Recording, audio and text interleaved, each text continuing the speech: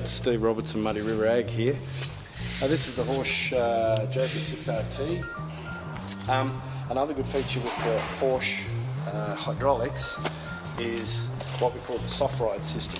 With a lot of speed discs, what happens with the wheels that are set out the back here, like this, it's a lot of weight hanging at the back. So it can give you the tendency to get a bit of an uneven finished job throughout the field. So because this hill will make a machine actually porpoise. A clever thing that Horsch have done with the use of those two accumulators up there, they're connected in via this cylinder here at the back.